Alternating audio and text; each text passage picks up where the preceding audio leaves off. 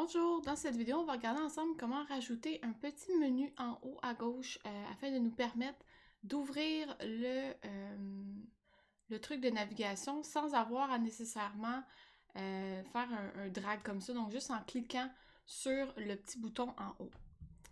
Donc, première chose, en fait, si on s'en va dans la documentation, souvenez-vous, dans la dernière vidéo, j'avais expliqué que la navigation a été refaite récemment et que ça utilise les fragments qu'on ne verra pas dans ce cours.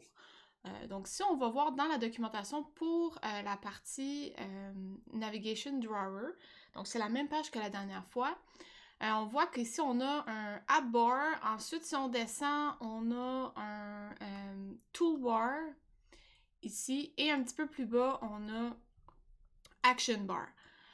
Et le code qui est ici, ben, on ne peut pas l'utiliser parce que nous, on n'utilise pas le Nav Controller. Donc, premièrement, on peut se demander c'est quoi la différence entre ces trois affaires-là. Donc, j'ai trouvé un post Reddit qui semblait expliquer un peu grossièrement la différence. Donc, ce qu'il faut comprendre, c'est que le Action Bar, avec la nouvelle navigation, ne sera plus utilisé, il va être remplacé. Et en fait, de façon générale, c'est remplacé par la bar. Et la bar, c'est comme le niveau supérieur et de façon plus précise, ça va être une toolbar. Donc bref, si jamais ça vous intéresse, vous pourrez aller voir concrètement les différences entre les trois. Mais nous, vu qu'on n'utilise pas le Navigation Controller, qui est la nouvelle navigation, ben on va utiliser en fait le App Bar, qui normalement serait, excusez-moi, le Action Bar, qui normalement serait remplacé. Donc, on va aller se positionner dans le code. Fait que première étape, il faut aller chercher notre action bar parce qu'en fait, c'est ça qui va nous permettre d'avoir un élément ici sur lequel on peut cliquer, sur lequel on peut faire une action. Fait que pour faire ça, on va faire get, là on a action bar ou on a get support action bar. Donc ça dépend si on veut, ça dépend de la version jusqu'à laquelle on supporte notre code. Donc, si c'est après la 21, on peut aller chercher Action Bar directement. Si c'est avant, il faut aller chercher Support pour être sûr qu'on ait les deux. Donc, généralement, on essaie de mettre support pour avoir le plus d'utilisateurs possible. Et ensuite, on va faire Set Display Home as Up Enable. Fait qu'en fait, c'est juste pour dire que on va laisser l'affichage, là, on veut qu'il soit affichable dans notre écran. Fait que si on roule le code, on voit qu'en fait, maintenant, on a une petite flèche qui est ici. Donc ça, on va le changer pour pas que ce soit une flèche, mais que ce soit un petit hamburger. Et ça nous permet de cliquer. Éventuellement, on va pouvoir faire des actions là, quand on clique dessus. Parfait. Donc là, on a dit que on peut mettre un icône ici. Maintenant, on veut pouvoir que mon drawer, il soit toggle. C'est-à-dire que quand je vais cliquer la première fois, ça va ouvrir le drawer. Puis quand je vais recliquer une autre fois, ça va le fermer. Et on veut que ce soit en lien avec la action bar. Fait que ce qu'on va faire ici, c'est qu'on va se créer un objet de type action bar drawer toggle. Qui en fait va faire ce que je viens de dire et on peut l'appeler, je sais pas moi, action bar toggle. Action bar toggle. Et si on regarde, oups, je pense que j'avais mis ça. Si on regarde qu'est-ce qui a besoin d'être mis dans le constructeur, il y a différents éléments. Donc, premièrement, une activité. Ben, ça tombe bien, je suis dans une activité, donc je peux juste mettre 10. Ensuite, un drawer layout, ben, je l'avais créé ici lors de la dernière vidéo. Donc, je vais juste mettre mon DL. Et finalement, ici, c'est, si je prends la première version en haut, il me faut deux at string res. Donc ça, en fait, c'est des ressources string. Donc, il y en a un, c'est pour le open drawer, donc quand le tiroir est ouvert. Et la deuxième, c'est quand le tiroir est fermé. Fait que je peux aller dans les strings ici, me rajouter deux éléments. Fait qu'il y en a un, ça peut être drawer open, drawer close. Et en fait, on va essayer toujours comme standard d'avoir la version en anglais de base et de rajouter la traduction en français. Fait que ça ici, normalement, là, je pense que j'avais mis ça pour un test, là. Mais il faudrait que ce soit en anglais. Fait que là, ça serait, je sais pas, hello, how are you? Ensuite, ici, bon, fait que drawer open. Fait que qu'est-ce qu'on veut qui s'affiche quand il est ouvert? Ben là, on pourrait mettre, je sais pas, close me, puis open me. Ensuite, on peut rajouter la langue française.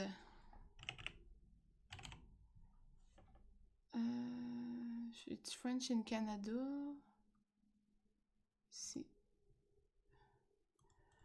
Bon, fait que là, je pourrais mettre comme ça. Me fermer et m'ouvrir. Parfait. OK. Ça, c'est bon. Fait que là, maintenant, j'ai les noms ici que je vais pouvoir aller mettre à cet endroit-là.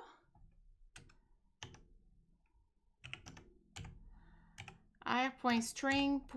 Là, je me souviens plus c'était quoi. C'était open en premier et close en deuxième. Voilà. OK, fait que là, j'ai mon objet. Donc, j'ai créé l'objet, j'ai mis les paramètres, mais pour l'instant, mon objet, il n'est pas utilisé. Fait que pour l'utiliser, ce que je vais devoir faire, c'est, en fait, mon drawer layout, je veux lui ajouter un écouteur qui va être un écouteur pour le toggle. Fait que je vais aller faire drawer layout.add drawer listener de AB toggle. Et finalement, il faut que le drawer layout et le toggle soient matchés ensemble pour pas que j'aie des problèmes de... Quand je l'ouvre, que les deux se mettent ensemble. Donc, pour faire ça, je fais AB toggle.sync state. Donc, ça, en gros, ça va synchroniser l'état. Fait que si on teste...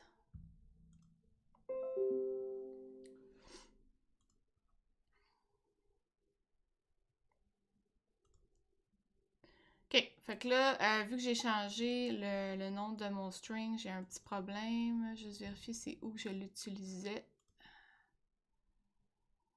Ça devait être ici. Voilà. Donc maintenant, ça s'appelait Hello. Comme ça.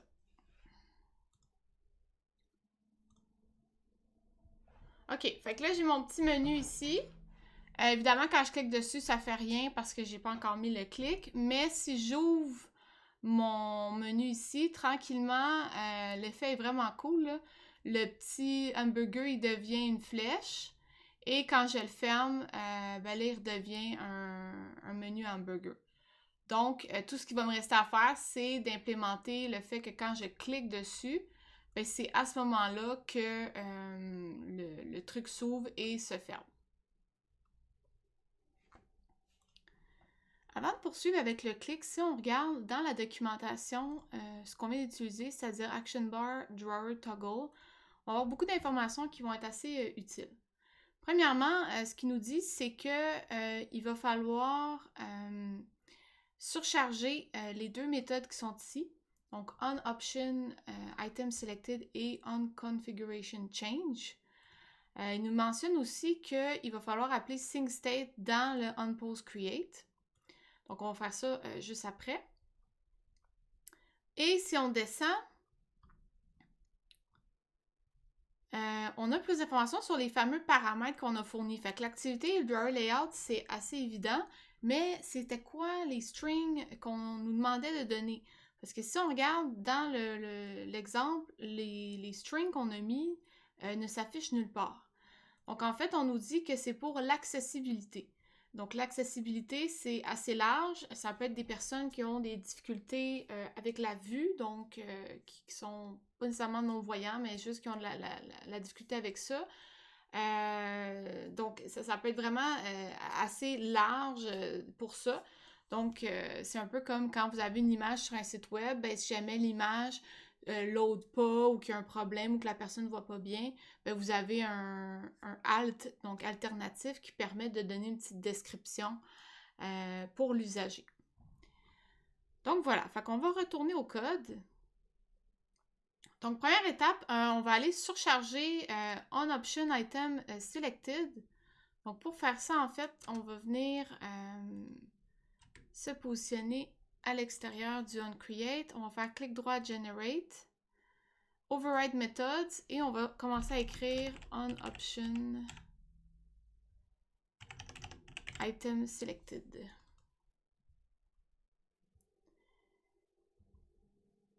Parfait. Et en fait, ça ici, ça va être déclenché dès que quelqu'un clique sur un élément qui est dans la barre en haut, la action bar. Donc, comme moi, je veux déclencher quelque chose quand je clique sur cet élément-là, c'est cette méthode-là que je vais surcharger. Parfait. Fait que si on va regarder on option item selected, on nous dit que dès qu'un item du menu est sélectionné ou cliqué, par défaut, ça retourne faux. Et que quand on veut gérer le clic, ben à ce moment-là, on a tout simplement à retourner vrai. Fait qu'on va aller dans le code ici. Donc en fait, il faut qu'on utilise notre AB Toggle pour vérifier si c'est bien sur ça qu'on a cliqué. Donc pour pouvoir y accéder dans la méthode qui est en bas, on doit aller le remonter plus haut. Donc, je vais prendre le code qui est ici. Voilà. Je vais changer ça. Une fois que c'est fait, on veut vérifier si l'item sur lequel on a cliqué ou sélectionné, si vous voulez, correspond à notre AB Toggle. Fait que pour faire ça, on va aller demander si le AB Toggle.onOptionItemSelected de l'item est vrai. Et quand il est vrai, en fait, c'est parce que c'est sur celui-là qu'on a cliqué. Et à ce moment-là, on fait juste retourner vrai.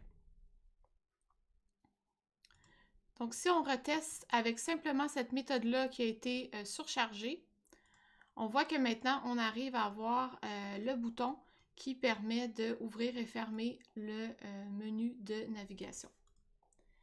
Maintenant, ce qui était marqué dans la documentation, c'est que quand on change, on fait des rotations comme ça, donc il peut y avoir des problèmes avec l'icône qui est ici.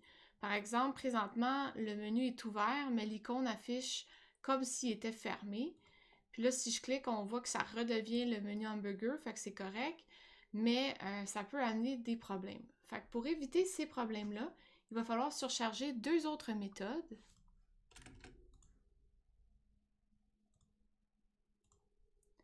La première méthode, c'est onPoseCreate.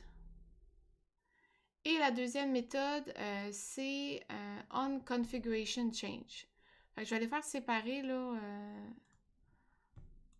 une après l'autre.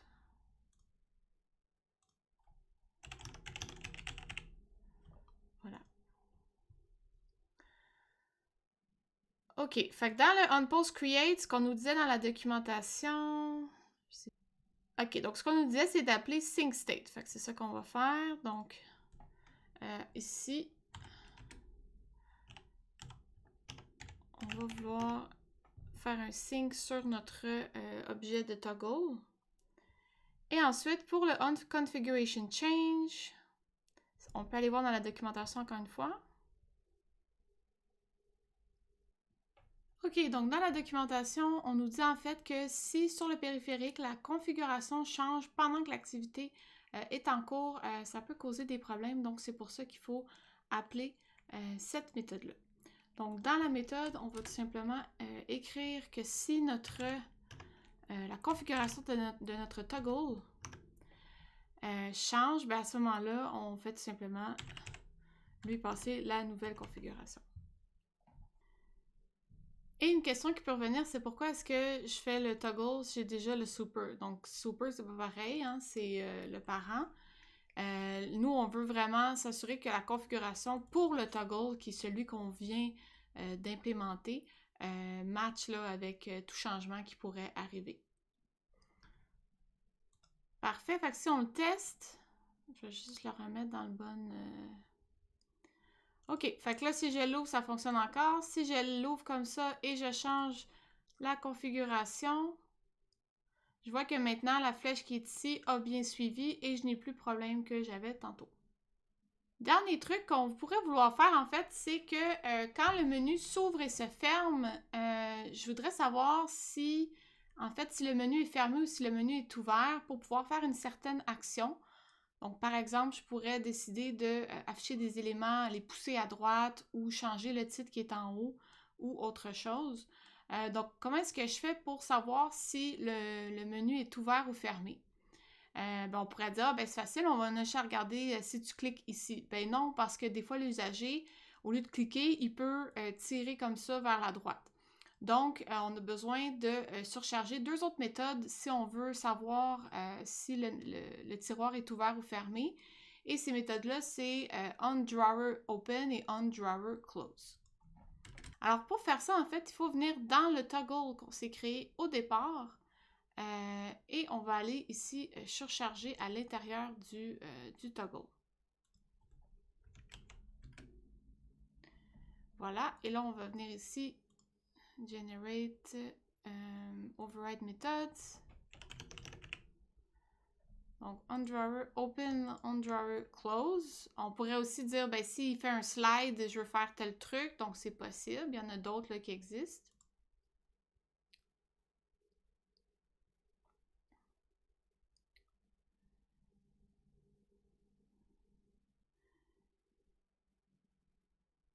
Parfait. Et là-dedans, on pourrait faire deux choses pour le tester. On pourrait changer ce qui est affiché en haut dans le titre de l'action bar et on pourrait afficher un toast, par exemple. Donc, on va aller chercher l'action bar. Encore une fois, on va utiliser le support au cas où de la version, au cas où, de quelle version l'usager utilise. Set title. Et on avait déjà défini des strings par rapport à ça. Donc, lorsque le drawer est ouvert, je pense que c'était drawer open. On pourra le changer là, si jamais c'est pas ça. Et ici, ce serait drawer close. Et on avait dit qu'on allait mettre aussi un petit toast. Donc, le premier toast va seulement écrire toast. Le deuxième va créer le toast au complet. Ça peut être utile là, pour déjà avoir des parties qui sont préfaites. Voilà, fait que ici, on dirait, je sais pas moi, ouvert. Et ensuite, ici, on dirait fermé. Donc ça, c'est toujours un peu difficile, là. Est-ce qu'il est en train de s'ouvrir? Est-ce qu'il est déjà ouvert? On va le voir en le testant. Parfait. Donc là, je vais cliquer ici. Je vois que ça a bien dit ouvert et mon titre ici a changé pour Close Me. Lorsque je clique, là, ça dit qu'il est fermé et j'ai le Open Me qui s'affiche en haut. Si je le teste en tournant l'écran, donc là, si je le ferme, j'ai bien le Open Me avec fermé et la même chose pour le ouvert. Parfait, donc si on fait un petit résumé. La première ligne qui est ici qu'on a rajoutée, c'était pour nous permettre de voir l'icône qui est ici. Bon, c'était une flèche au début, mais seulement pour dire qu'on a une icône et éventuellement on va vouloir cliquer dessus et interagir avec. Ensuite, les trois lignes qui sont ici, c'était pour que quand on ouvre et ferme le tiroir en le scrollant, on avait ici l'icône qui se changeait automatiquement avec le scroll. Le Drawer Open, Drawer Close, on l'a rajouté à la fin pour changer le titre quand on ouvre et qu'on ferme le tiroir. Ensuite, plus bas, on a Override, la première méthode qui est onOptionItemSelected. Et ça nous permettait de pouvoir cliquer dessus et avoir la même interaction que lorsqu'on scrolle avec le doigt. Et finalement, les deux méthodes qui étaient ici provenaient de la documentation et c'était pour régler le problème que quand on changeait l'orientation du téléphone ou les configurations, on avait ici l'icône qui ne se mettait pas à jour.